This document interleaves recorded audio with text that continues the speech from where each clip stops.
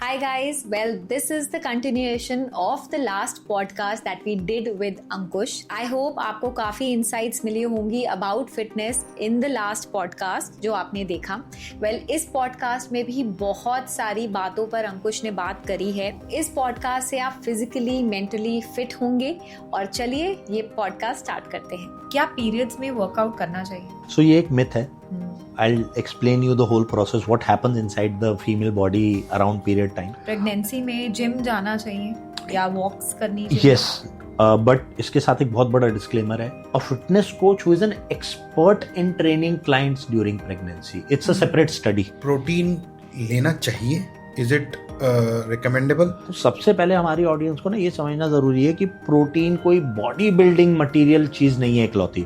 फिर एक चीज आती है कि प्रोटीन कंजम्पशन से किडनीज तो नहीं खराब हो जाएंगी. हाँ kidney stones, lactose intolerance, gluten intolerance या जैसे IBD, कह सकते हैं कि ऑटो इम्यून कंडीशंस है. हमारी डाइट में as an Indian protein already जैसे हमने डिस्कस किया नहीं है. तो क्या उससे लोग जल्दी बूढ़े होने लग गए या मसल वीक होने लग गए या हमारी हेल्थ बहुत जल्दी डिटोरिएट हो रही थी? नहीं. ये तो रिसेंट लाइफस्टाइल की वजह से हुआ है. Smoking, it is toxic for your body. तो कोलेस्ट्रॉल इज इम्पोर्टेंट और लोग कोलेस्ट्रॉल से डरते हैं. लाइक एक टाइम आया जब शुगर बदनाम हो गई. बहुत बदनाम हो गई. शुगर बदनाम हो गई. अचानक से 20 साल पहले वो मार्केट में आई है. उसका नाम है ब्रेड. और ऑलमोस्ट मेरे हिसाब से तो हर दूसरा आदमी इंडिया में ब्रेड सुबह ब्रेकफास्ट में खा रहा है. Brown bread, white bread. So like I mentioned earlier as well, good bad food नहीं होता है. तो अगर आप ब्राउन राइस खा रहे हैं और खाना चाहते हैं तो वो वाला ब्राउन राइस खाइए जिसमें पकने में 1 घंटा लगता है. अगर आप 15 मिनट वाला ब्राउन राइस खा रहे हैं तो it is as good as white rice.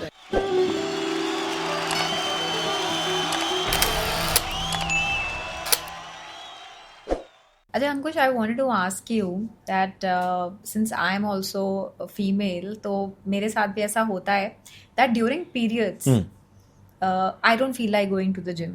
I don't want to work out. So, काफ़ी लोग ये भी कहते हैं कि periods में तो workout नहीं करना चाहिए, exercise नहीं करनी चाहिए. How true is that and is it like mood पे भी depend करता है लड़कियों के कि जाना है या नहीं जाना? So, just tell me about this कि क्या पीरियड्स में वर्कआउट करना चाहिए? सो ये एक मिथ है. I'll explain you the whole process, what happens inside the female body around period time. So let's say day 1, day 2 of the period is when female is actually drained. Right. Because hormones down होते हैं. So ये अभी थोड़ी देर में मैं आगे जब explain करूंगा समझ आएगा कि day 1, 2 पे लो क्यों होते हैं. तो ये एक मिथ है कि पीरियड्स में वर्कआउट नहीं करना चाहिए. करना चाहिए. डे 3 और डे 4 ऑनवर्ड्स ना फीमेल बॉडी में एस्ट्रोजन लेवल शूट अप करने लगते हैं. And this goes up till day 14 of the monthly period cycle. ये आपके लिए बेस्ट टाइम होता है. आप सबसे ज़्यादा स्ट्रॉन्ग फील करेंगे इस टाइम पे. सबसे ज़्यादा आप इस टाइम पे हैवी ट्रेनिंग कर सकते हैं, चाहे वो आप स्ट्रेंथ ट्रेनिंग करें, फंक्शनल ट्रेनिंग करें, स्प्रिंट करें. From day 3 onwards. Day 3 और day 4 person to person again vary करता है. But tentatively this is the best time for female to actually do a high intensity workout. Okay. Day 14, 15 onwards क्या होता है? Oestrogen level drop होने शुरू होते हैं एंड देन प्रोजेस्ट्रॉन नाम का एक हार्मोन होता है जो ऊपर जाना शुरू होता है. This is when negative things start. Cravings आना, मूड स्विंग्स आना, जितने भी हम एसोसिएट करते हैं ना पीरियड से सिम्टम्स, वो बाय साइंस अगर आप देखेंगे तो वो डे 15 ऑनवर्ड्स आने शुरू होते हैं. It is not during the period. Period में तो सिर्फ अगर जो चैलेंज होता है वो पेन होता है. जितने भी हार्मोनल लेवल पे चेंजेस आते हैं जो मूड स्विंग्स या फूड क्रेविंग्स को कंट्रीब्यूट करते हैं वो डे 15 ऑनवर्ड शुरू होता है. एंड 15 से लेके एंड वहां से आपकी एनर्जी डाउन डाउन डाउन, वहीं आपको lethargic. And this is the time when you should opt for moderate intensity workout, especially अगर आप beginner हैं. Okay. अगर आप बहुत टाइम से वर्कआउट कर रहे हैं, चांसेस आर आपकी बॉडी ने अडेप्ट कर लिया है और आप एक अच्छा वर्कआउट कर पाएंगे कंटिन्यू. बट अगर आप बिगिनर हैं then this is the time when you should lower the intensity of your workout. For example अगर आप स्ट्रेंथ ट्रेनिंग कर रहे हैं, take more rest, reduce 20% of sets, total sets. Sprint की जगह जॉगिंग करना शुरू कर दो. स्ट्रेंथ ट्रेनिंग अगर आप 5 दिन कर रहे थे पहले फॉर एग्जाम्पल, तो अभी 3 दिन कर दो, 1-2 दिन योगा कर लो, जुम्बा कर लो. So this is a good time to incorporate moderate intensity workout rather than stopping. और वो आते आते आते आते जब मंथ एंड होता है और पीरियड्स आते हैं दोबारा आते हैं। तो वो एनर्जी इतनी ड्रॉप हो जाती है जिसकी वजह से डे 1 2 पे बहुत लो You don't होती feel है, like, हाँ, and this is the time when the female body is expecting to conceive. तो आपने देखा होगा पीरियड से पहले ना 2-1 किलो वेट भी बढ़ जाता है। Most of the females feel bloated, water Right. Retention हो गया। It is nothing but nature's way of expecting pregnancy. Okay, उस टाइम पे वो आपकी बॉडी में, जैसे वो कैलोरी डेफिसिट में होता है ना, सब होल्ड करना शुरू कर देते हैं कि शायद प्रेगनेंसी हो सकती है, तो वो वाटर होल्ड करना शुरू कर देता है, न्यूट्रिएंट्स होल्ड करना शुरू कर देता है, और आपका वो 2 kg वेट गेन हो जाता है। And that is when that is why your body do not want you to do any heavy exercise। तो आपकी एनर्जी लेवल इतनी ड्रॉप हो जाती है चाह के भी ना करें। वो माइंड ही ऐसा आपको नेचर है, नेचर है, तो हाँ। उसने आपके सर्कमस्टांसेस ऐसे बना दिया, and that is why day 1 day 2 तक वो ड्रॉप रहती है, and when the signal reaches कि नहीं भाई कंसीव नहीं हुआ है, oestrogen. So yes, females can work out during period. The only realistic challenge is the pain. और जब आप एक्सरसाइज करते हैं, आप स्ट्रेंथ ट्रेनिंग करते हैं, तो आपकी कोर एंगेज होती है बहुत, कोर मसल्स इंप्रूव होते हैं, उनकी स्ट्रेंथ एंड्योरेंस, न्यूट्रिशन इंप्रूव होता है, तो ब्लड सर्कुलेशन इंप्रूव होता है, तो आपके पीरियड पेन क्रैम्प्स भी कम हो जाते हैं। So with exercise and nutrition वो कम होता है, but that is the only challenge which is discomforting for a women. Otherwise there is no challenge, you can work out। And what about the pregnant females? Pregnancy में gym जाना चाहिए या वॉक्स करनी चाहिए? Yes, but इसके साथ एक बहुत बड़ा डिस्क्लेमर है, do not go or do things by yourself। Okay. Luckily pregnancy सबको बहुत प्यारी होती है, तो लोग जनरली जैसे लोग फिटनेस को बहुत इजीली ले लेते हैं, गूगल यूट्यूब करा, ट्राई एंड एरर पे चल रहे हैं, तो उसमें इतना नुकसान नहीं होता है। बट प्रेगनेंसी के टाइम पे female realise that they can not afford to lose it, तो उस टाइम पे इट इज़ बेस्ट कि आप किसी एक्सपर्ट की एडवाइस लें। And when I am saying expert doesn't mean कोई फिटनेस कोच हो या सिर्फ डॉक्टर हो। A fitness coach who is an expert in training clients during pregnancy, it's a separate study, क्योंकि फिजियोलॉजी चेंज हो रही है अंदर। So I may have studied about diabetes, hypertension, I know how hormones are working, but I may still not know what is happening inside a female body during pregnancy, because many things change, hormones change, a lot of things change। तो उसकी एक selected set of exercises होती है, एक selected way of observation होता है कि progression कराना है, कैसे कराना है, nutrition guidelines change हो जाती हैं। But yes, under the guidance of an expertise you should do it, because आपकी ही health improve हो रही है, उसके साथ साथ आप एक हेल्दी एनवायरनमेंट क्रिएट कर रहे हो, हेल्दी हार्मोन्स प्रोड्यूस हो रहे हैं, वो सारे बच्चे को भी सप्लाई होते हैं। The quality of nutrition also goes to the kid, the baby, तो वो ग्रोथ उस बच्चे की अकॉर्डिंगली अच्छी होगी, और उसके जीन्स और डीएनए में वो हैबिट्स डेवलप होंगी, they will adapt to a healthier lifestyle when they are born, that's a good part. तो yes, it is recommended. In fact पहले ना फर्स्ट 3 months बहुत डेलिकेट कहते थे, अभी साइंस ने ये भी निकाल लिया है कि योगा एंड स्ट्रेंथ ट्रेनिंग दोनों हो सकती है, but again the expert knows it. Consult करो, सुपरविजन में करो। यस। जो ये प्रोटीन है ना, इसका भी एक बड़ा मिथ है। आजकल तो पता नहीं, इंडिया में बहुत आपने देखा ही होगा कि हर दूसरे दिन न्यूज आ रही होती है, यहाँ फेक पकड़ा गया, वहाँ फेक पकड़ा गया। कितना सच्चा कितना झूठ ये तो कोई जानता नहीं है, पर प्रोटीन लेना चाहिए, इज इट रिकमेंडेबल, और कितनी एज से लेना चाहिए? ये जो जिम जाते ही स्टार्ट कर दें, इसके बारे में व्हाट्स योर थॉट? तो सबसे पहले मैं ये कहूँगा कि प्रोटीन को ना, जैसे आपने अपने क्वेश्चन में भी बोला कि जिम जाने से पहले लेना चाहिए या किस एज में लेना चाहिए, तो सबसे पहले हमारे लिए समझना ये ज़रूरी है कि प्रोटीन एक न्यूट्रिएंट है, न्यूट्रिशन है, हमारे पार्ट ऑफ फूड होना चाहिए वो। प्रोटीन कोई जादुई छड़ी नहीं है जो सिर्फ और सिर्फ मसल बिल्ड करने के काम आती है। Muscle building is one of the function of protein as a nutrient. अगर हम क्लास 8 के न्यूट्रिशन चैप्टर पे जाते हैं साइंस की बुक में, तो you will see it is written protein मतलब amino acids are the building block of the human body. यानी कि जब एक छोटा बच्चा ग्रो होता है, ग्रोथ हार्मोन नाम का हार्मोन प्रोड्यूस होता है उसकी बॉडी में, उसके मसल टिश्यू बन रहा है, या वूम में भी, मदर के वूम में भी जो बन रहा है। अगर आप देखेंगे, अभी हमारा प्रेगनेंसी के टॉपिक पे बात हुई, तो 7-8 मंथ के बाद डॉक्टर्स कई बार बोलते हैं प्रोटीन की कमी है, इंजेक्शन प्रोटीन के लगेंगे. दे डू नॉट रिकमेंड कि आप डाइट में शुरू से प्रोटीन इनटेक इनफ रखो. क्यों? क्योंकि वो वूम में जो किड बन रहा है उसको भी तो प्रोटीन ही चाहिए, क्योंकि उसकी भी स्किन, हेयर, नेल, ऑर्गन सब कुछ जो है वो टिश्यू सारा प्रोटीन से बिल्ड होना है. That's an important raw material for building a human body. और जब वो बच्चा बाहर आ गया, ग्रो हो गया, तो जो हार्मोन प्रोड्यूस होने हैं या जो मसल टिश्यू बनना है वो सब भी प्रोटीन से होना है. Growth hormone is nothing but a combination of amino acid. Thyroid hormone which is the master hormone, वो टायरोसिन नाम के एक अमीनो एसिड से बनता है, रॉ मटेरियल यूज होता है. हमारे जितने भी रिप्रोडक्टिव हार्मोन्स हैं, टेस्टोस्टेरोन, एस्ट्रोजन, प्रोजेस्टेरोन, इन सब में कहीं ना कहीं प्रोटीन या सम और the other form of amino acids are used. तो प्रोटीन सिर्फ मसल बिल्डिंग नाम की चीज के लिए नहीं है, just one of the uses और functions of protein.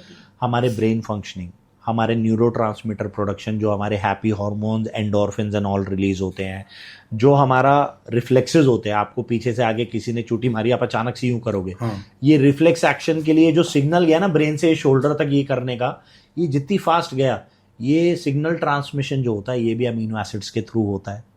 And like I mentioned earlier, hormone production में होता है. तो बहुत सारे रोल्स हैं ह्यूमन बॉडी के अंदर जो प्रोटीन के होते हैं. तो सबसे पहले हमारी ऑडियंस को ना ये समझना जरूरी है कि प्रोटीन कोई बॉडी बिल्डिंग मटेरियल चीज नहीं है इकलौती. वो कोई एलियन प्रोडक्ट नहीं है जो सिर्फ इसके लिए बनाया गया है. फॉर एग्जाम्पल कहते हैं ना क्रोसिन जो है वो पेट बुखार के लिए बनाई गई. तो प्रोटीन ऐसा नहीं कि वो उसके लिए, प्रोटीन के बहुत सारे जेनरिक रोल है. नाउ कम टू कि प्रोटीन लेना क्यों चाहिए. हाँ जी. तो ये फंक्शंस आपको बता दिए, इसीलिए लेना चाहिए.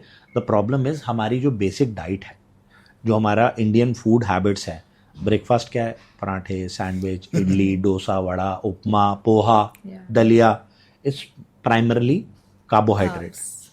किसी में फाइबर ज़्यादा, किसी में कम, बट प्राइमरली कार्ब्स. लंच और डिनर दाल रोटी सब्जी चावल. दाल रोटी सब्जी. Correct. Even a non vegetarian जो है वो मैंने देखा है कि इतने भी हार्डकोर नॉन वेजिटेरियन नहीं हो रहे कि दिन में 2-2 3-3 बार नॉनवेज खा रहे हैं. They also have it occasionally like twice thrice a week, या बहुत ही कोई डिसिप्लिन्ड होगा तो रोज एक मील खा लेगा. तो प्रोटीन ना बाय डिफॉल्ट हमारा जो फूड सिस्टम है या जो नर्चरिंग सिस्टम है, जो हमारी हैबिट्स है, उसमें से ना वो थोड़ा सा मिसिंग है, नेचुरली बहुत कम है. और उसके फंक्शंस देखो कितने सारे हैं. तो इसलिए प्रोटीन कंज्यूम करना इंपॉर्टेंट है. जो मिसिंग है उस पर हमें फोकस देना चाहिए.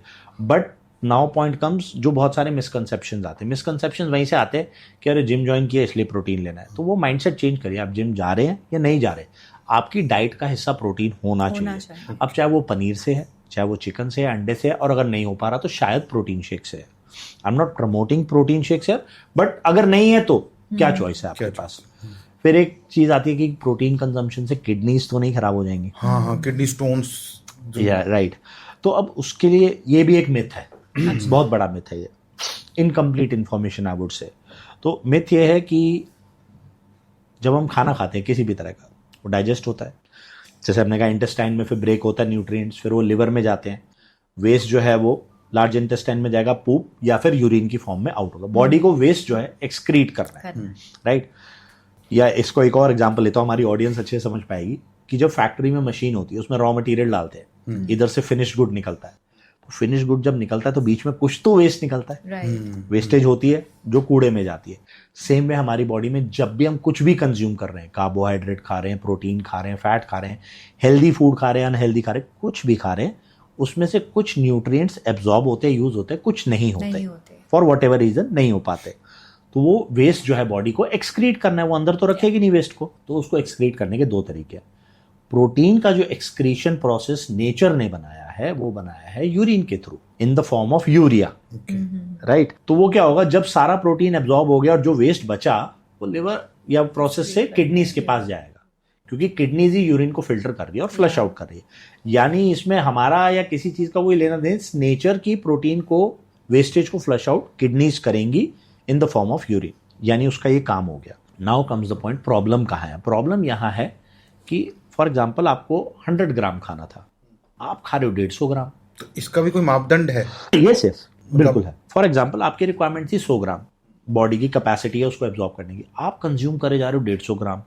और वो भी ऐसा नहीं कि हफ्ता, 10 दिन, 1 महीना, 2 महीना, आप सालों से कर रहे हो. तो क्या हुआ, आपकी किडनी पे कॉन्स्टेंटली सालों से एक एक्स्ट्रा वर्कलोड है। आपकी बॉडी को चाहिए था 100 ग्राम, आप 150 दे के 150 ग्राम दे के एक्सेस 50% दे के किडनी का रोज वर्कलोड बढ़ा रहे हो कि भैया एक्सेस प्रोटीन एक्सक्रीट करो, क्योंकि वो यूज तो हो नहीं पा रहा बॉडी में, तो आपकी किडनीज वीक हो जाती है। That's first thing.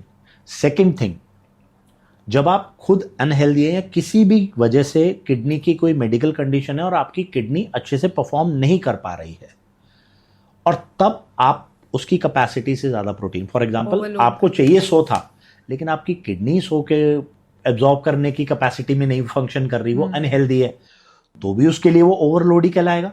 चाहे आप नॉर्मल खा रहे हो, बट उसके लिए तो ओवरलोड है ना, और आप डाल रहे हो, then it is a problem. So अगर इस चीज को सम अप करें, if you are a healthy individual plus you are consuming protein in the adequate amount for years, there is no problem. Okay. Only if you consume excess of protein for years, then it may affect your kidneys. Okay. Or if you are an unhealthy individual जिसकी kidneys अभी already सही condition में नहीं है, proper function नहीं कर रही, then you have to reconsider the value of protein you should be consuming depending on the capacity of your kidneys. So for a healthy person, usually I recommend 1 gram of protein per kg. That is more than enough. Don't confuse it with pound. बहुत लोग 1 gram per pound बोलते हैं। मैं पूछने ही वाला था। वो बहुत ज्यादा हो जाता है। वो again it comes from body building community. Body building community की बातें ही एक्चुअली सोशल मीडिया पे हर जगह आप कुछ भी देंगे, फॉर एग्जाम्पल कितना प्रोटीन लेना है, 1 ग्राम पर पाउंड, 1.5 ग्राम पर पाउंड, वो बॉडी बिल्डिंग कम्युनिटी से आता है। एग योक नहीं खाना, comes from body building community. Rice नहीं खाने, छोड़ देते हैं, वाटर छोड़ देते हैं, लास्ट में सॉल्ट छोड़ देते हैं, इवनिंग में नहीं खाना, all this comes from body building community. ये जनरल फिटनेस में इसका कोई कंट्रीब्यूशन या जरूरत नहीं होती, वो एथलीट्स के लिए, वो एथलीट्स के लिए है फॉर रीजन, वो कुछ अचीव करना चाह रहे हैं जिसकी वजह से उन्हें ये प्रैक्टिसेस या ट्रिक्स फॉलो करनी पड़ती हैं, वो ये रीजन होता है। मे बी बिकॉज तभी मुझे लगता है कि जो जनरल लोग हैं, हम आप जैसे, we are not able to consistently follow this, क्योंकि हम वही देखते हैं कि बॉडी बिल्डर ये कर रहा है, सॉल्ट नहीं खाना, ये नहीं खाना, then it becomes very difficult for us to continue doing it, तभी हम बीच में ही गिव अप कर देते हैं। Correct. So this is really important कि हमको जानना चाहिए कि that should not be the goal, जो फिटनेस बॉडी बिल्डिंग से रिलेटेड नहीं करना हमको। Fitness is make your habits healthy, work out regularly and follow a good nutritious diet. Long term चलो। I mean practically वो गोल होता भी नहीं है किसी का। Right. It's just that आपका जो भी गोल है आपको बताया जाता है कि करना तो वैसे ही है कि कार्बोहाइड्रेट बंद कर दो, वेट लॉस हो जाएगा। अच्छा, ये भी एक चीज आपको बताता हूँ, कार्बोहाइड्रेट बंद करने से वेट लॉस क्यों हो जाता है? It's not that carbohydrates are harmful, excess of anything is harmful. एक मॉडरेशन में अगर आप ले रहे हैं, उसका एक फंक्शन है बॉडी में, रोल है, तभी हम नेचर ने उसे बनाया है, उसका एक रोल है, या तभी वो हमारे लिए कंज्यूमेबल है, अनहेल्दी नहीं है। पॉइजनस होता तो उल्टी कर देते हैं। सो 1 ग्राम ऑफ कार्बोहाइड्रेट मॉलिक्यूल जो अंदर जाके ग्लाइकोजन बन जाता है, एब्जॉर्ब्स 3 ग्राम्स ऑफ वाटर। अच्छा, तो वो 1 ग्राम के मॉलिक्यूल का वेट 4 ग्राम हो जाता है, 1 उसका प्लस 3 वाटर का।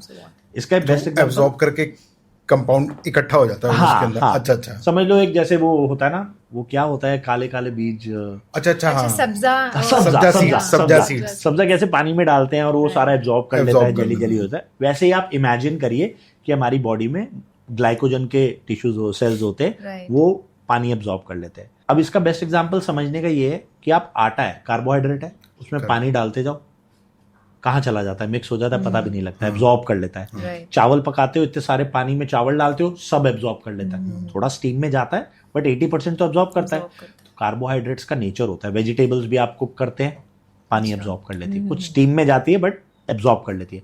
सो this is the tendency of carbohydrates to absorb water.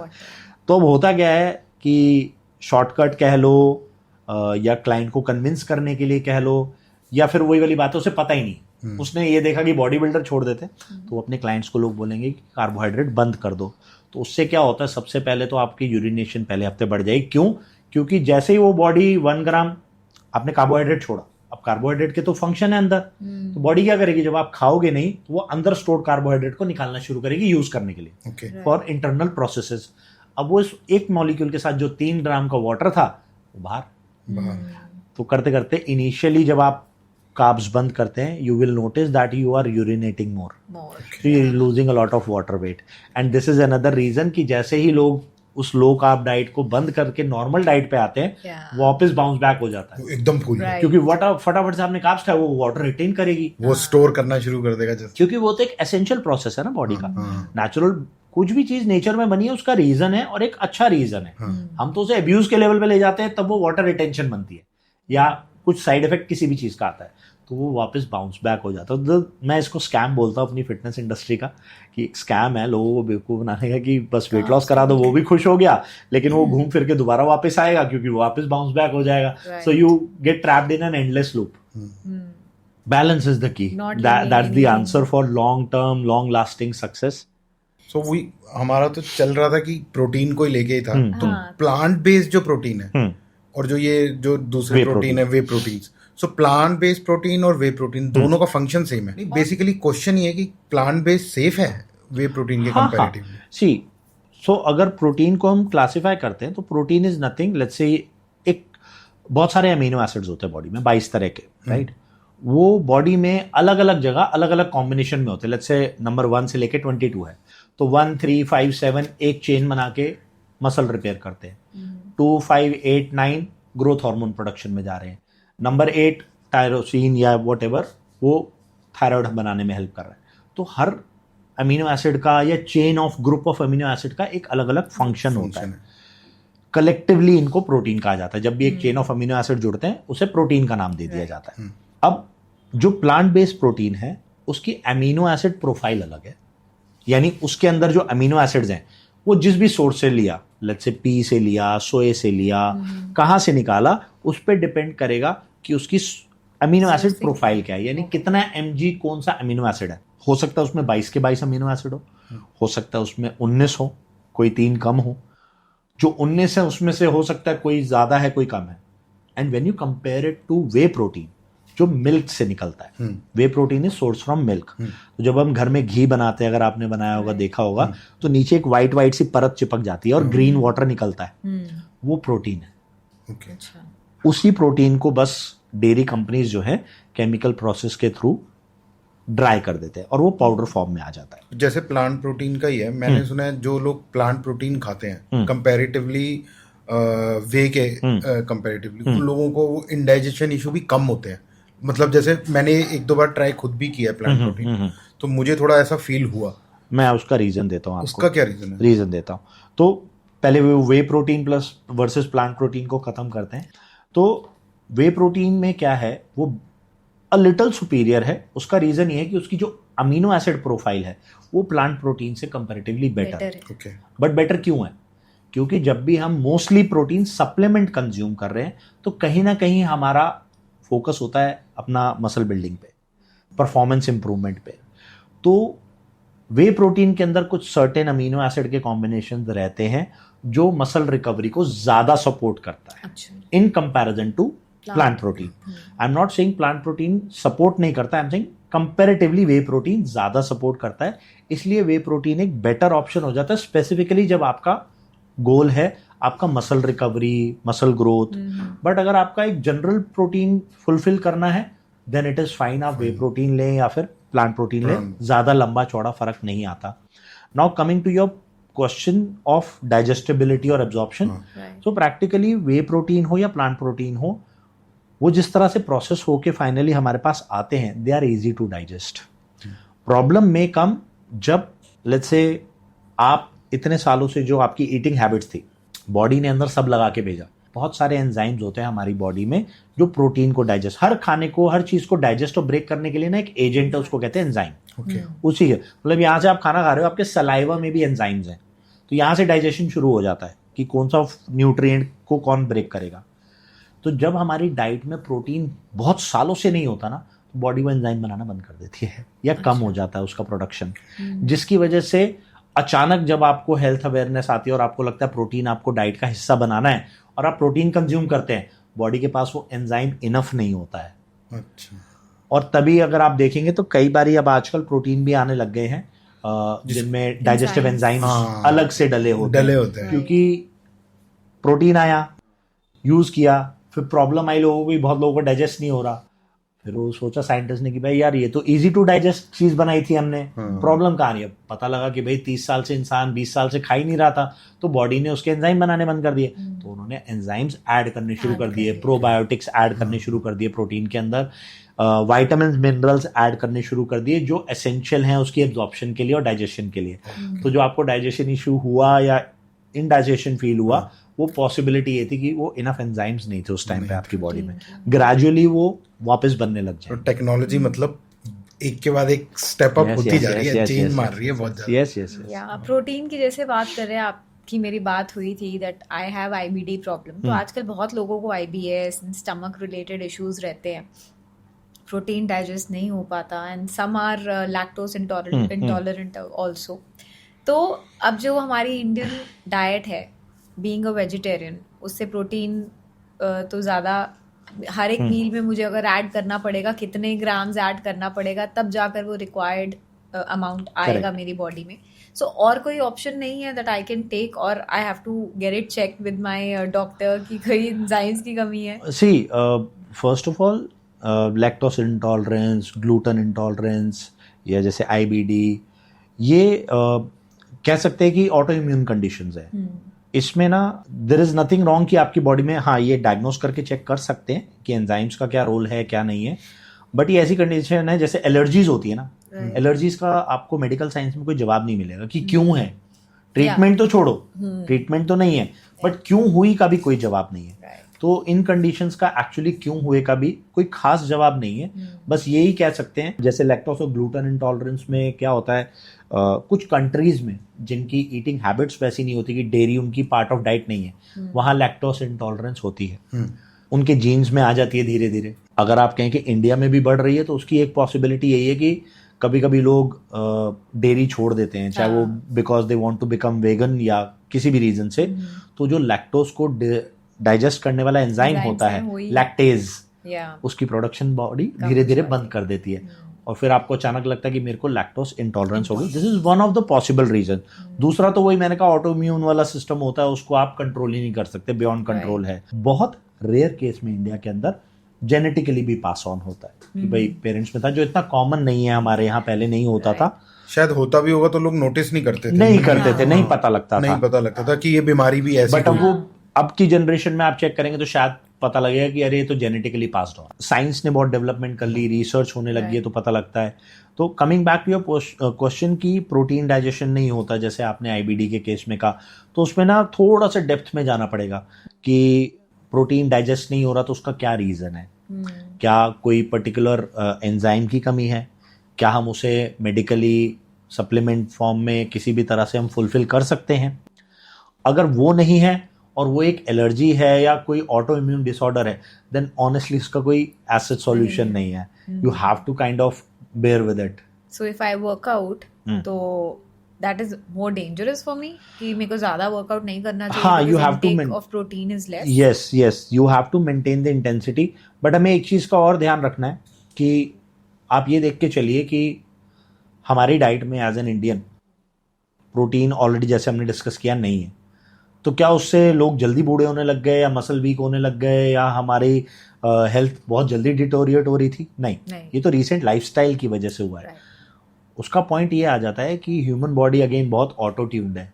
आप जब उसे जो भी खाना दे रहे हैं तो जरूरी नहीं है कि आप बहुत हाई क्वालिटी प्रोटीन कंज्यूम कर रहे हैं, बट इनडायरेक्टली आप हो सकता है ग्रेन्स की फॉर्म में या किसी और फॉर्म में जो भी ट्रेसेस में प्रोटीन पहुंच रहा है, बॉडी उसे एब्जॉर्ब करके मैक्सिमम जो यूटिलाइज कर सकती है करती है। That is why you can say कि हाँ, कभी ये तो हमें जब अपनी परफॉर्मेंस में प्रॉब्लम आती है रियल लाइफ में, energy, that's when we realise यार ये प्रॉब्लम आ रही है, बट मैनेज तो बॉडी कर ही लेती है, मैनेज तो कर ही लेती है। आई सजेस्ट कि यू शुड, और anybody who is facing similar issues should moderately train and figure out with test कि क्या और वेज हैं जिससे वो प्रोटीन कंज्यूम कर सकते हैं।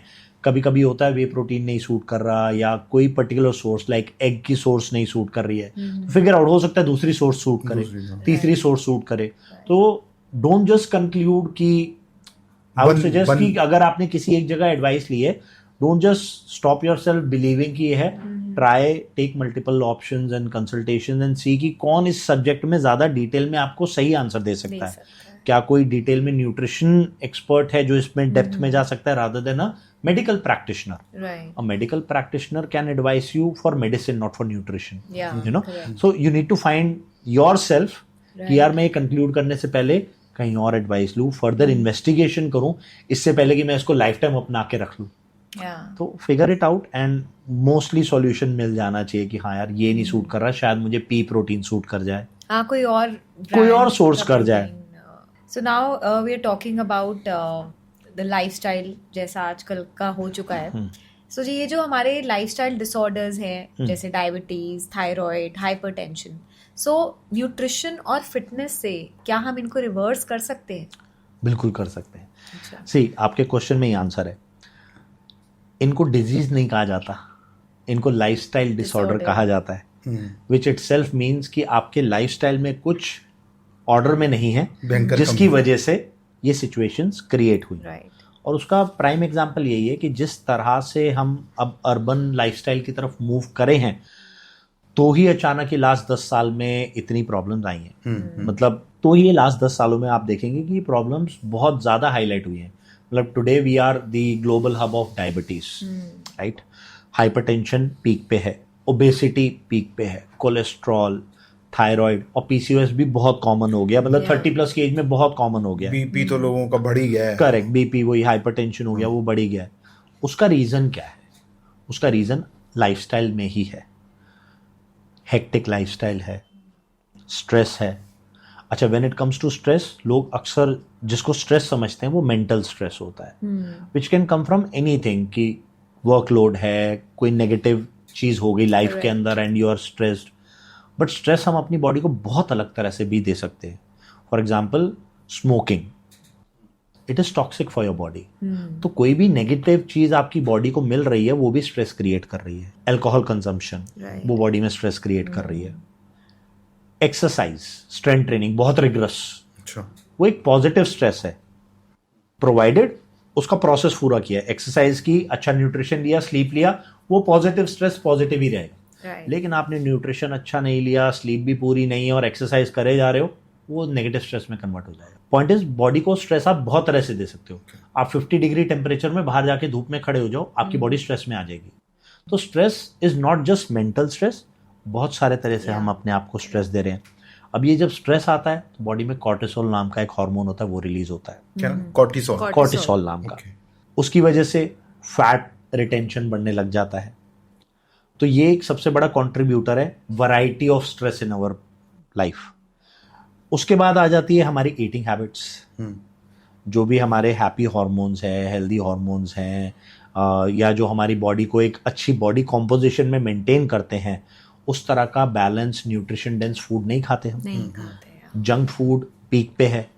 तो point is there is no physical activity, sedentary lifestyle हो गया है. तो sedentary lifestyle, poor nutrition, accessibility to junk food and bad food, and variety of stress जो मैंने बोली, not just mental stress, these all collectively are contributing to these lifestyle disorders. ये तो BP, sugar, thyroid and सबसे बड़ा issue जो अभी बहुत यंगस्टर्स में भी होना शुरू किया. लोग गूगल पे सर्च करते रहते हैं, डेटा पढ़ता रहता हूँ मैं कि सेक्स ड्राइव खत्म हो गई लोगों ड्यू टू पता नहीं न्यूट्रिशन में चेंजेस हुए हैं या आजकल हाइपरटेंशन इतनी ज़्यादा हो गई है लोगों को. तो न्यूट्रिशन के थ्रू इसको भी हम चेंज कर ही सकते हैं. जैसे कि मैंने आपको कहा ना कि एक्सरसाइज के और सही न्यूट्रिशन का एक बॉडी बनना इज अ कॉम्प्लीमेंट्री गिफ्ट. अंदर बहुत सारे बेनिफिट्स होते हैं, बहुत सारे, जो हमने अभी डिस्कस भी किए उसमें से कुछ. तो सेम वे एक पुअर लाइफस्टाइल जो अभी हमने लाइफस्टाइल डिसऑर्डर पे डिस्कस किया, वो सिर्फ आपको लाइफस्टाइल डिसऑर्डर नहीं दे रहा, वो बहुत सारी चीजें दे रहा है. जिसमें से एक है लो सेक्स ड्राइव, करेक्ट. जिसमें से एक है लो सेक्स ड्राइव. तो उसका कोई ऐसा नहीं कि सिर्फ डायबिटीज ही देगा या ओबेसिटी देगा, ये भी उसी का एक रीजन है. तो practically okay, sex drive better कैसे हो सकती है, उसको रिवर्स कैलकुलेशन अगर करते हैं तो टेस्टोस्टेरोन और रिलेटेड हार्मोन्स जो भी उसमें कंट्रीब्यूट करते हैं उससे हो सकती है. टेस्टोस्टेरोन कैसे बढ़ सकता है? तो zinc, magnesium, selenium, vitamin D, vitamin B6 and 12, ये एक इम्पॉर्टेंट माइक्रो न्यूट्रिएंट्स हैं जो मैं बार बार बोल रहा हूँ कि जब भी आप डाइट लें, carbs, protein, fat, vitamin, minerals and fibre, तो ये सारी चीज़ें इंपॉर्टेंट है. तो अगर आपकी डाइट में इनफ फ्रूट्स हैं, नट्स हैं, वेजिटेबल्स हैं, ग्रीन लीफी वेजिटेबल्स शुरू से बोलते क्यों खाओ, they are rich in vitamins. तो जब आपको ये विटामिन्स और मिनरल जो मैंने अभी मेंशन करे आपकी डाइट में इनफ होंगे, they work as a raw material for your body to produce testosterone. Then comes healthy fat. लोग फैट और कोलेस्ट्रॉल से बहुत डरते हैं, बट मैंने इनिशियली मेंशन किया कि fat help in the production of hormones, जिसमें से एक हार्मोन है टेस्टोस्टेरोन। तो जब भी समझ लो कि हमारे कुछ प्रीकर्सर जो होते हैं टेस्टोस्टेरोन के, वो बॉडी से रिलीज होते हैं, तो बीच में कोलेस्ट्रॉल का एजेंट यूज होता है जो उसको पकड़ के टेस्टोस्टेरोन में कन्वर्ट करता है। तो कोलेस्ट्रॉल इज इंपॉर्टेंट और लोग कोलेस्ट्रॉल से डरते हैं। अगेन जो भी है कुदरत में जो बॉडी में बना है उसका एक अच्छा यूज है, हम अब्यूज करके करते हैं। तो लेट्स से आपको अगर अपना टेस्टोस्टेरोन बढ़ाना है, सेक्स ड्राइव बढ़ानी है, तो again it comes down to your food, your raw material for hormone production which is fat and protein और विटामिन्स। एंड अगर आप एक्सरसाइज करते हैं, स्ट्रेंथ ट्रेनिंग करते हैं या कार्डियोवास्कुलर एक्सरसाइज भी करते हैं, तो वो जो एंडोर्फिन्स रिलीज होते हैं, जो हार्मोन प्रोड्यूस होते हैं, वो पॉजिटिव एनवायरनमेंट क्रिएट करते हैं बॉडी में। वो आपकी बॉडी से नेगेटिविटी और स्ट्रेस को डाउन करते हैं। तो जब आपकी बॉडी में स्ट्रेस बढ़ता है, टेस्टोस्टेरोन डाउन जाता है। तो अगर आप स्ट्रेस को डाउन कर देंगे तो क्या टेस्टोस्टेरोन अप नहीं जाएगा? जाएगा, क्योंकि उसके लिए एनवायरनमेंट क्रिएट हो गया। कोर्टिसोल ने उसके लिए एनवायरनमेंट डिस्टर्ब कर दिया, तो वो चला जाता है या वो उसको सप्रेस कर देता है। तो अगर आप अपनी लाइफ में स्ट्रेस पे वर्क करते हैं और स्ट्रेस डाउन कर लेते हैं, तो भी आपकी सेक्स ड्राइव या फिर कह लीजिए हार्मोन प्रोडक्शन ऑप्टिमाइज हो जाती है। To summarise it, exercise creates a good environment, positive environment, उससे आप पॉजिटिव एनवायरनमेंट क्रिएट करते हैं। न्यूट्रिशन, माइक्रो न्यूट्रिएंट्स जो मैंने मेंशन किए, zinc, magnesium, selenium, vitamin D, B6, B12, and stress को रिड्यूस कर लो किसी भी तरह से, चाहे आप मेडिटेशन करो, प्राणायाम करो, योगा करो, जिम जाओ, जो भी आप कर सकते हो। नींद भी आपकी ठीक हो जाएगी। सॉरी, नींद आपकी ठीक हो जाएगी। नींद ठीक हो गई तो भी स्ट्रेस का कंट्रीब्यूटर था वो, नींद पूरी नहीं हो रही थी, कम हो गया, राइट। आपने अल्कोहल और स्मोकिंग कम कर दी अगर आप करते हैं या बंद कर दी, स्ट्रेस कम हो गया बॉडी से। बॉडी को आप फ्री छोड़ो, स्ट्रेस से मुक्त करो, तो अपने आप सब कुछ ठीक हो जाए, सब कुछ हेल्दी और पॉजिटिव साइड अपने आप जाने लगता है। So, अंकुश, हम सुनते आते हैं जैसे जैगरी पाउडर हो गया, स्टीविया हो गया, यू नो जितनी भी आर्टिफिशियल शुगर्स हम यूज करते हैं, ब्राउन शुगर हो गई, is it like a marketing gimmick, या we should just stick to हमारा नॉर्मल जो शुगर है इन मॉडरेट क्वांटिटी जो हमारे माता पिता करेक्ट। सो अगेन इसमें ना कुछ साइंटिफिक रिसर्च है, कुछ मार्केटिंग गिमिक है। लाइक एक टाइम आया जब शुगर बदनाम हो गई, बहुत बदनाम हो गई, बदनाम हो गई, तो अब लोग शुगर से डरने लग गए। लेकिन अब लोगों को तो शुगर का फूड में यूज है इतना, तो कुछ तो करना है, क्या करेंगे? तो companies come up with something और दी अदर। जैसे हमारी डाइट में ट्रेंड चलता है ना, पहले तो नहीं आती थी, आज हर साल नया ट्रेंड आ जाता है। अभी कीटो आ गई, फिर इंटरमिटेंट फास्टिंग आ जाएगी, फिर पैलियो आ जाएगी, फिर एटकिन डाइट आ जाएगी, कुछ ना कुछ। आज तो मेडिटेरेनियन डाइट चल रही है। I have to talk to you about this only. मेरा अगला क्वेश्चन यही है। तो उसी तरह से ना ये वाले ट्रेंड्स भी चेंज होते रहते हैं।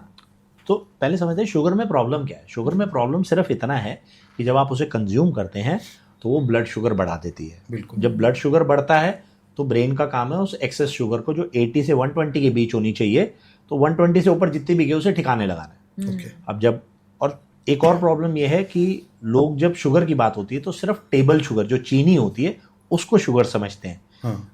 But you will be surprise कि जितना भी कार्बोहाइड्रेट हम खा रहे हैं, it is nothing but sugar. चाहे वो तो आप रोटी हो गई, रोटी है, फ्रूट है, वेजिटेबल है, कुछ भी है, हेल्दी कह लो उसको, अनहेल्दी कह लो, पर वो शुगर है। अच्छा, वो उसमें और चीनी में एक ही फर्क है कि चीनी का जो केमिकल फॉर्मूला है वो उस फूड का अंदर जाके 1-2 स्टेप डाइजेशन के बाद केमिकल फॉर्मूला सेम होने वाला है और वो सेम काम करने वाली है। तो जब भी हम कार्बोहाइड्रेट एक्सेस में कंज्यूम करते हैं तो वो ब्लड शुगर बढ़ती है। जब वो ब्लड शुगर बढ़ती है तो उसे ठिकाने लगाने के लिए इंसुलिन रिलीज होती है। ब्रेन को सिग्नल आता है कि भाई 120 से ऊपर हो गया, अब इसे कम करो। तो वो एक्सेस जितना होता है उसको लेके जाता है लिवर के पास। लिवर के पास एक लिमिटेड 300-400 यूनिट की कैपेसिटी होती है, वो कंज्यूम करेगा, फिर आपके मसल के पास जाएगा, मसल के पास भी एक लिमिटेड कैपेसिटी, और अगर आपका लाइफस्टाइल ही सेडेंटरी है तो उसके पास तो कुछ खास कैपेसिटी नहीं है। तो अल्टीमेटली वो फैट में कन्वर्ट हो जाता है, क्योंकि बॉडी को ब्लड में शुगर नहीं चाहिए और इन दो के अलावा कोई तीसरी जगह नहीं है, तो वो तीसरी चीज होती है फैट। अच्छा, तो बॉडी को ब्लड में शुगर चाहिए ही नहीं, उसे 80 से 120 यूनिट के बीच चाहिए, उससे ऊपर नहीं चाहिए, उससे ऊपर नहीं चाहिए। उसने अपना मापदंड बनाया हुआ है और वो ऑटोमेटिक सिस्टम है, वो वहां से फ्री कर देगा। वो कहेगा मुझे नहीं चाहिए ब्लड में, हाँ ठीक है। तो वो या तो लिवर पे भेजेगा। अब आपने सुबह नाश्ते में हाई कार्ब फूड खाया, बीच में चाय पी ली, चलो आपने पूरी रात फास्टिंग की थी क्योंकि आप सो रहे थे, तो शायद ब्रेकफास्ट की जो शुगर इकट्ठी हुई थी वो लिवर ने कुछ ले ली, कुछ आपके मसल ने लेनी। फिर आपने 12 बजे चाय पी ली, वो कहाँ जाएगी? शायद थोड़ी सी जगह हो, आपने डेली जो उठ के चले फिरे थे, ड्राइव की थी, उसमें यूज हो गया। अब आपने लंच में रोटी चावल सब्जी खा ली, फिर वो शुगर इतनी सारी रिलीज हो गई, वो कहाँ जाएगी? वो फैट में। फिर शाम को भी आपने कहा चल मैं हेल्दी हूँ, फ्रूट खाऊंगा, या मैं कोई चाय समोसा खाऊंगा, कचौड़ी खा रहा हूँ। फिर तो आप इतना रिपीटेडली कार्बोहाइड्रेट का यानी शुगर को बॉडी में फीड करते हैं कि वो फैट में कन्वर्ट हो जाती है। Now coming to the main question कि शुगर और ऑल्टरनेटिव्स। तो शुगर से प्रॉब्लम क्या है, ये तो हमें समझ आ गई कि लोग शुगर से डरना क्यों शुरू हुई, या उसकी क्या नेगेटिव मार्केटिंग हुई जो लोगों ने हम शुगर नहीं खाएंगे। तो पहले आते हैं हमारे देसी जो ऑल्टरनेट्स है, गुड़ और हनी। तो लोग उसको हेल्दी मानते हैं। तो पहली बात तो ये है कि गुड़ और हनी आप अगर आज देखेंगे तो वो वैसे नहीं है जो पुराने टाइम पे हुआ करते। That's first thing. Second thing, हम मान के चलते हैं उनकी क्वालिटी ऑप्टिमम है, लेट्स से। तो चीनी में और उसमें डिफरेंस क्या है? कुछ ट्रेसेस ऑफ मिनरल्स, अच्छा बस। उसके बाद क्या वो बॉडी में जाके कुछ अलग कर रहा है? नहीं। जो काम चीनी कर रही है वही काम हनी कर रहा है, वही काम गुड़ कर रहा है। आपकी ब्लड शुगर बढ़ ही रही है। दैट मीन्स जिस प्रॉब्लम की वजह से आप हेल्दी ऑल्टरनेटिव्स जो आप सोच रहे थे हेल्दी है, गर्म पानी में वो हनी डाल के पी रहे हो, तो आपकी ब्लड शुगर तो वो भी बढ़ गई। काम वही चल रहा है। तो क्या हुआ? आपने सिर्फ अपने आप को बताया कि मैं हेल्दी ऑप्शन ले रहा हूं, बट बायोलॉजिकली अंदर जाके वो वही कर रहा है। Then comes to modern alternatives, sucralose. तो सुक्रालोस क्या है? वो भी अगर आप देखेंगे कि शुरू में तो बहुत प्रमोट हुई थी, बट बाद में रियलाइज हो वो भी ब्लड शुगर बढ़ाती है। स्टीविया अलग है, वो अब लेटेस्ट चल रहा है। तो सुक्रालोस आई, वो भी। और बहुत सारे बीच में अलग अलग तरह के शुगर ऑल्टरनेटिव्स आए, जिनके साथ स्टडी और रिसर्च करके पता लगा कि वो ठीक है, ब्लड शुगर तो नहीं बढ़ा रहे, ब्लड शुगर पे कोई इंपैक्ट नहीं है उनका, बट मेटाबॉलिकली कुछ ना कुछ डिस्टर्बेंस क्रिएट कर रहे हैं एंड दे आर अनहेल्दी। यानी इंटरनली मेटाबॉलिक लेवल पे वो डैमेज क्रिएट कर रहे हैं। और कुछ जैसे कि सुक्रालोस, या आप डाइट कोक लेते कोक जीरो, उस पर अगर आप पीछे ध्यान से देखेंगे तो एक स्वीटनर होता है, उसका नाम होता है एस्पर्टेम। और साथ में वार्निंग भी लिखी होती है कि किड्स और इन्फेंट्स एंड प्रेग्नेंट वुमेन ना पिए। वो शुगर से भी 30-31 टाइम्स ज्यादा स्वीट होता है, तो मतलब पिंच डाला वो। तो ये सुक्रालोस हो गया, एस्पर्टेम हो गया, ये भी वही सिमिलर शुगर वाले रोल प्ले करते हैं, बट उससे भी कहीं ड्रास्टिक लेवल पे। और ये क्या कह रहे हैं? जीरो शुगर, क्योंकि वो सच बोल रहे हैं। सच, वो तो सच बोल रहे हैं, शुगर, पर वो डाल रहे क्या? मार्केटिंग, जीरो शुगर, शुगर नहीं डाल रहे, राइट। तो लास्ट बचता है जो अभी रिसेंट स्टडीज के हिसाब से सपोर्ट कर सकते हैं, वो बचता है stevia. Stevia is the only alternate to sugar right now, जिसका मेटाबॉलिकली भी कोई नेगेटिव इफेक्ट अभी तक नहीं स्टडी हुआ है, और वो ब्लड शुगर रेज करने में भी हेल्प नहीं करता है। अच्छा, सॉरी, ब्लड शुगर भी रेज नहीं करता है। तो वो उसका एक जो पर्पस था शुगर छोड़ने का, वो अगर एक्चुअली में सर्व होता है वो स्टीविया के साथ होता है। But sugar is a small problem is again in our basic food. अगर आप पूरे दिन में सिर्फ कार्बोहाइड्रेट रिच फूड नहीं खा रहे हैं, आप प्रोटीन भी खा रहे हैं, फैट भी खा रहे हैं, फाइबर भी खा रहे हैं, पानी भी इनफ पी रहे हैं, और उसके बीच अगर आपने एक चाय कॉफी 1 चम्मच नॉर्मल चीनी के साथ पी ली, जिसके टेस्ट की आपको आदत है, तो कोई प्रॉब्लम नहीं है। तो पॉइंट इज पीपल फोकस, या मार्केटिंग जो है, या जो फिटनेस इन्फ्लुएंसर्स जो है इंडस्ट्री है, वो ना ये इस तरह की छोटी छोटी प्रॉब्लम्स पे फोकस करके उनको इतना बड़ा बना देते हैं कि चीनी बंद कर दो। You will be surprise.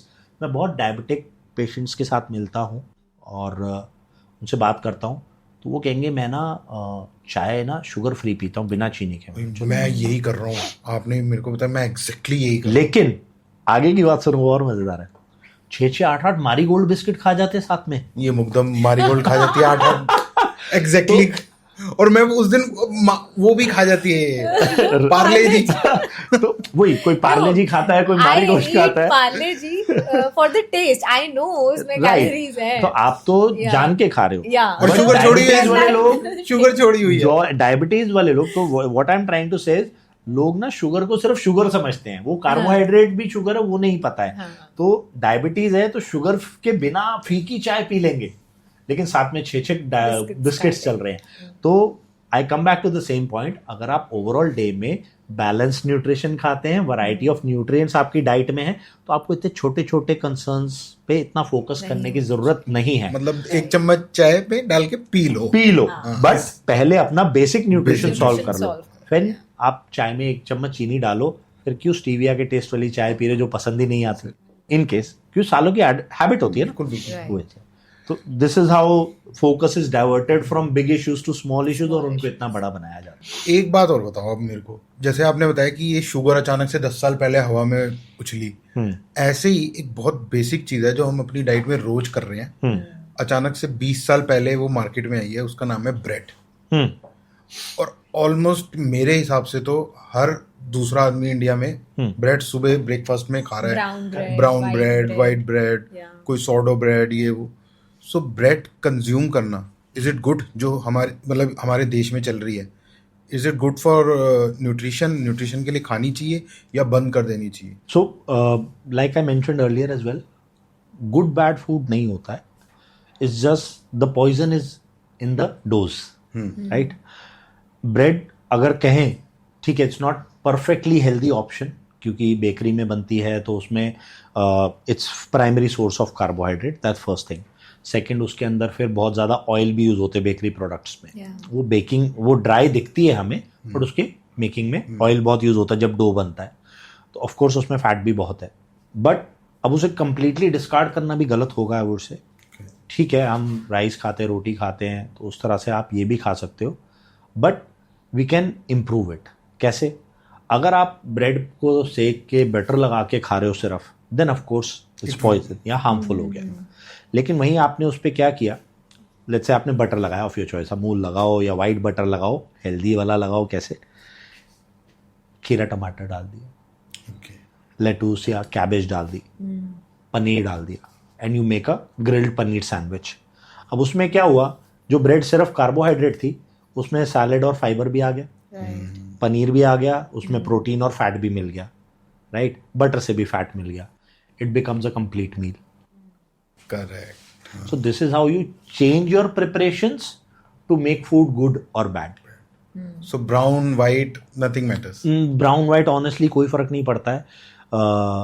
ये कहानी शुरू हुई थी ब्राउन राइस से। हाँ जी, बिल्कुल। ये कहानी ब्राउन राइस से शुरू हुई थी। ये भी बहुत बड़ी प्रॉब्लम है आज, लोगों को लगता है हम ब्राउन राइस खा रहे तो हेल्दी है। सी, ब्राउन राइस हेल्दी है, विच इज ट्रू। क्यों हेल्दी है? उसके ऊपर एक शेल होता है फाइबर का, दैट्स द मेजर डिफरेंस।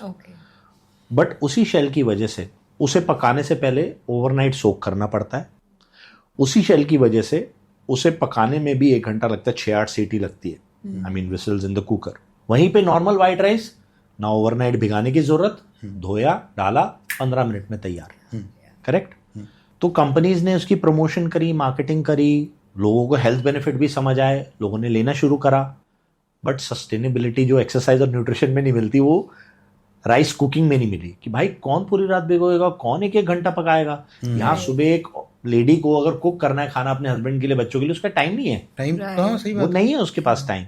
तो क्या हुआ कि प्रमोट भी हो गया, लोगों को बेनिफिट भी मिल गया, लेकिन लोग उसे यूज नहीं करना चाहते थे, क्योंकि फर्स्ट एक्सपीरियंस में समझ आया it is a very time consuming process, you can't cook it every time. अच्छा, आई डिडंट नो दिस। हाँ, मुझे नहीं पता। ये स्टोरी इसकी यही है, ब्राउन राइस की। अब क्या हुआ है, कंपनी को ये तो समझ आ गया कि यार माल तो आ गया, बेचना तो है।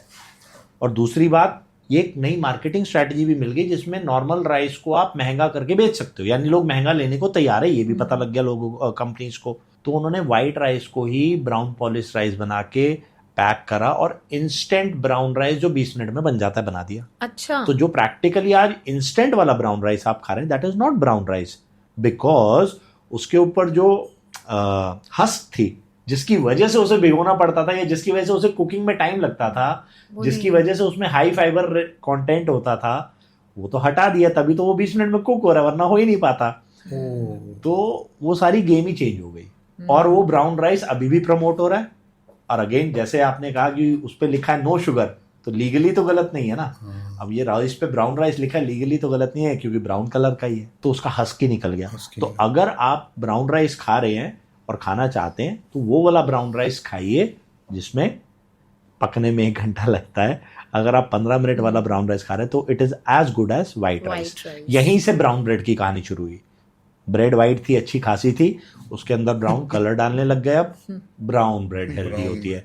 उसके बाद आ गई मल्टीग्रेन। अगर आप मल्टीग्रेन भी देखेंगे तो उस बीच में तो वो वैसी ही है, कॉर्नर्स पे हल्के से फ्लेक्स लगाए होते हैं। क्योंकि अगर कभी आपने मल्टीग्रेन रोटी खाई होगी, अगर 3-4 बाजरा ज्वार मिक्स करके, कितनी ड्राई और हार्ड बनती है। अगर वैसी ब्रेड होगी आप सैंडविच खाना प्रेफर करेंगे? टूटती रहेगी। फूड इंडस्ट्री को कस्टमर एक्सपीरियंस सबसे टॉप पे रखना है। उसके बाद जो मर्जी मैनिपुलेशन कर लो। तो वो जो मल्टीग्रेन वाली भी जो ब्रेड है वो ट्रूली मल्टीग्रेन नहीं है, वो वही ब्रेड है जो आपकी व्हाइट ब्रेड है ऑलमोस्ट, बस उसके पे साइड पे फ्लेक्स लगा दिया और नाम दे दिया मल्टीग्रेन। तो ये है ब्राउन व्हाइट का खेला।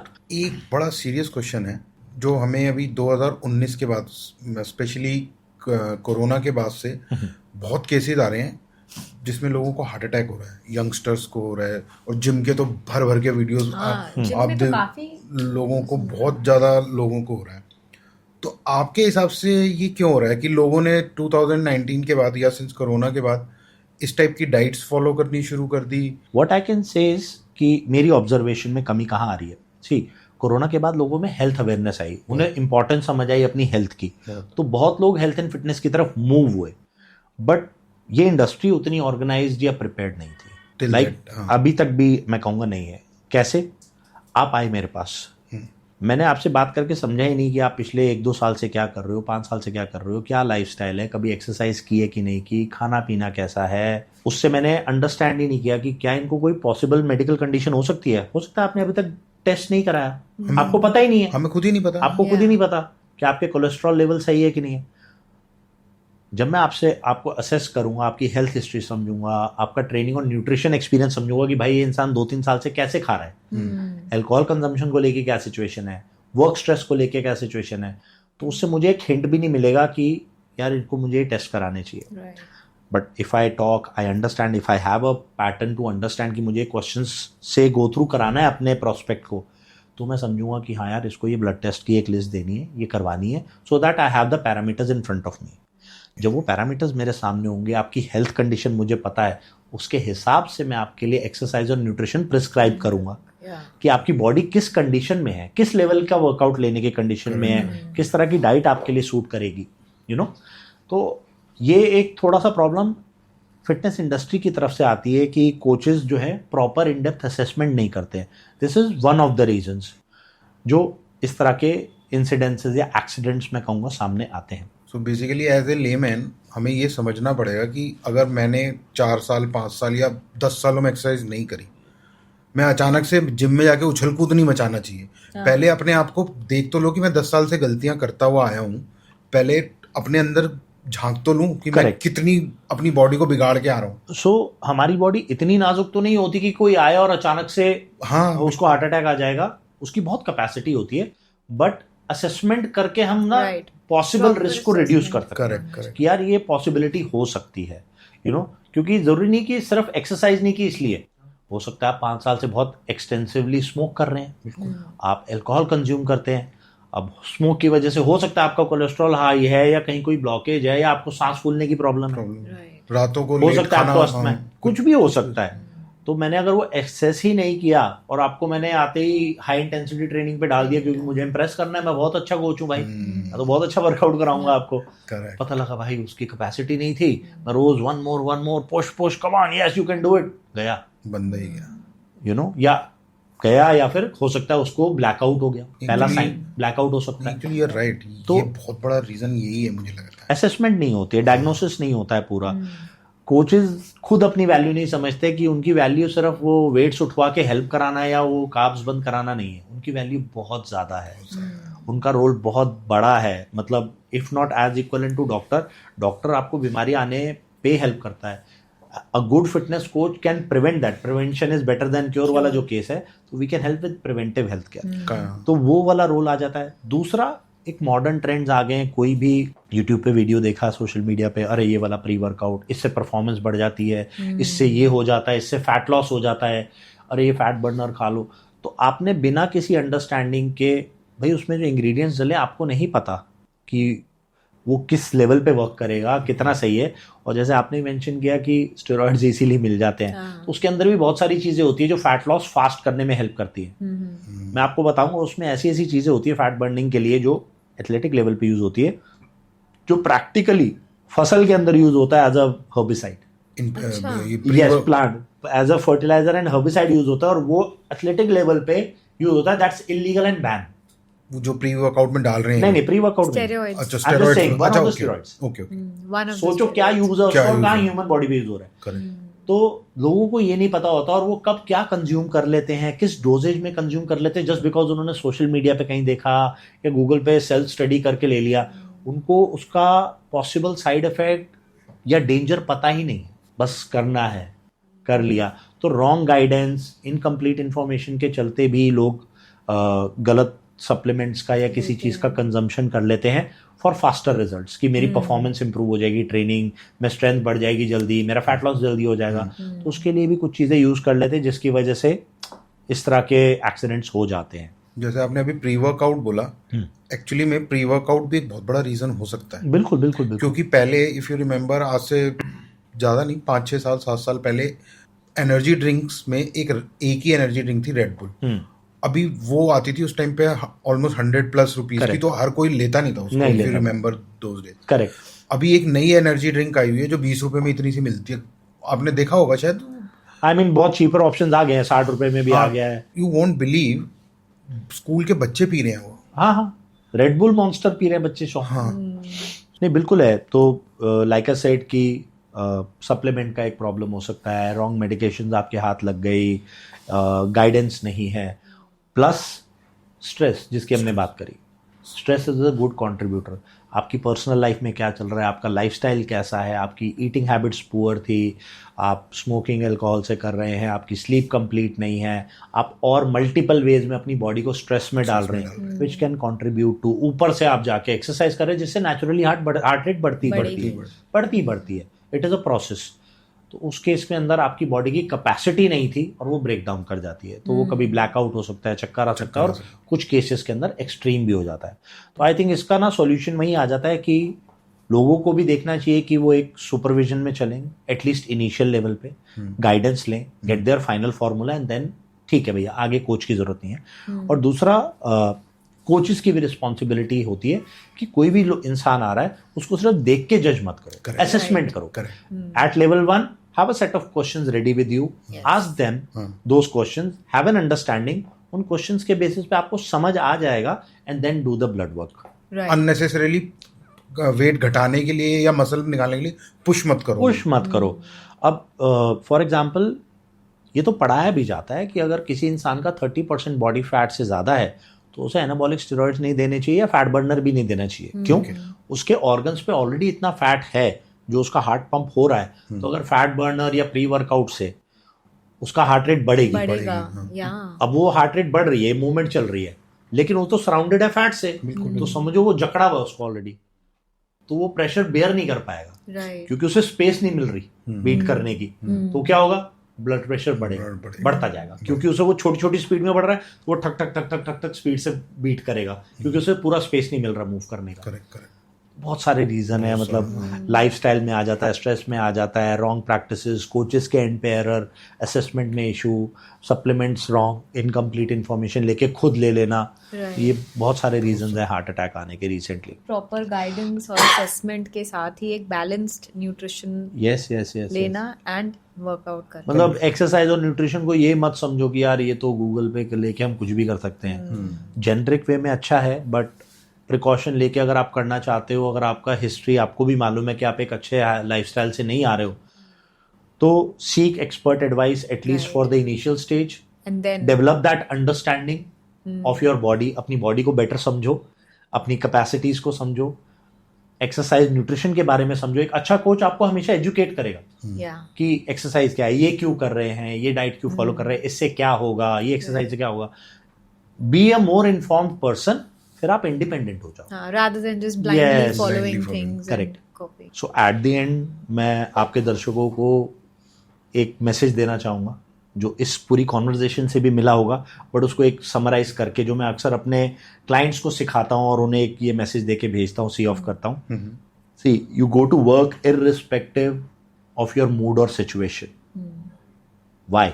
Because you consider your work as a sense of responsibility towards yourself, your family, kids, and your growth. Yeah. Correct. But you skip a workout or a good diet or a good meal because of mood or a situation. Why? Because you never view your health and fitness as a responsibility towards yourself, your family, your kids, and your future growth. Correct. I always tell people, fitness, वो जो body building वाला है, आप उसके confusion में मत पड़ो. Fitness की तरफ अपना नज़रिया चेंज करो. The way you start looking fitness as कि ये मेरी जिम्मेदारी है इस शरीर को हेल्दी फिट रखना, ताकि मैं अपने काम पे बेटर परफॉर्म कर सकूं, जिसकी वजह से मेरी ग्रोथ अच्छी होगी, सो दैट मैं अपनी फैमिली को एंथुजियाज्म के साथ टाइम दे सकूं, उनके साथ 3 घंटे मॉल घूमूं तो मेरी टांगे ना दुखें, मैं चिड़चिड़ ना करूं, you know.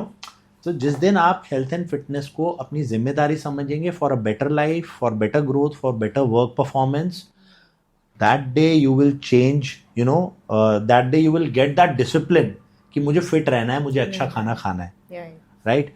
And second thing I would say is कि पर्सपेक्टिव तो चेंज कर लिया, उसके बाद consistency is the key to success. आप कोई भी एक्सरसाइज, न्यूट्रिशन प्रोग्राम या कोई भी चीज़ ऐसी मत शुरू करो जिससे आपको शॉर्ट टर्म में तो रिजल्ट मिल जाएगा, बट आगे आप वो सस्टेन नहीं कर पाएंगे. Because nothing is permanent on this earth, so is fitness. Fitness आप अचीव कर सकते हो, बट उसे रिटेन करने के लिए, सस्टेन करने के लिए कांस्टेंट एफर्ट लगेगा. तो जो भी मिनिमलिस्टिक वे में आप कंसिस्टेंसी के साथ कर सकते हैं वो फॉलो करिए, वो देगा आपको lasting results.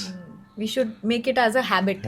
It becomes a habit then. मतलब वो अपनी लाइफ का पार्ट बना लो. नहाना भी है, जैसे तो नहाना भी है, वर्कआउट भी है. आधा घंटा करना है चाहे, पर करना है. जिम नहीं जा सकते, टाइम नहीं है, घर पे करना है, मुझे पता है मुझे मेरे आधे घंटे में क्या करना है. Right. तो कंसिस्टेंसी इज की टू सक्सेस. थैंक यू अंकुश. बहुत मतलब आपने जो बताई ना, ब्राउन राइस, ये राइस, एक चीज और सवाल था पर अब वो बहुत लंबा हो जाएगा, वो मैं आपसे अलग से पूछता हूँ, वो अगले पॉडकास्ट में पूछेंगे, क्योंकि 110% व्यूअर्स बहुत सारे सवाल पूछेंगे, उनके जवाब देने के लिए एक बार आपको दोबारा आना ही पड़ेगा. बताएंगे. मुझे खुद बहुत मजा आया आप लोगों से बात करके, अच्छे क्वेश्चंस मिले, तो मुझे भी मौका मिला कि आपको और ऑडियंस को मैं वो मैसेज दे पाऊँ जो मैं देना चाहता हूँ, क्योंकि मुझे मालूम है कि फिटनेस इतनी कॉम्प्लिकेटेड कर रखी है कि बस वो लोग अनहेल्दी हो रहे हैं इतना कुछ होने के बाद भी.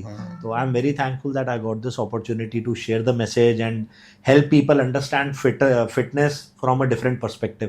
Thank you so much for coming on the spotlight. So दोस्तों, आई होप ये एपिसोड आपको बहुत पसंद आया होगा. देखते रहिए द स्पॉटलाइट. कमेंट जरूर करिए कि आप ऐसे और किस गेस्ट को हमारे इस एपिसोड में देखना चाहते हैं, और आपके कोई भी क्वेश्चंस है रिलेटेड टू दिस पॉडकास्ट, आप अंकुश से कुछ पूछना चाहते हैं, न्यूट्रिशन के बारे में कुछ पूछना चाहते हैं, तो प्लीज़ कमेंट सेक्शन में बताइएगा. एंड अगर आपको ये एपिसोड अच्छा लगा है तो प्लीज़ लाइक करिए, share it to as many people as you can, क्योंकि ये इन्फॉर्मेशन जितनी पास ऑन हो उतना अच्छा है. एंड अगर आपने अभी तक इस चैनल को सब्सक्राइब नहीं किया है, what are you waiting guys, please जल्दी से सब्सक्राइब करिए. सो मिलते हैं अपने अगले पॉडकास्ट में एक नए एपिसोड में एक नए गेस्ट के साथ. तब तक के लिए कीप वॉचिंग द स्पॉटलाइट.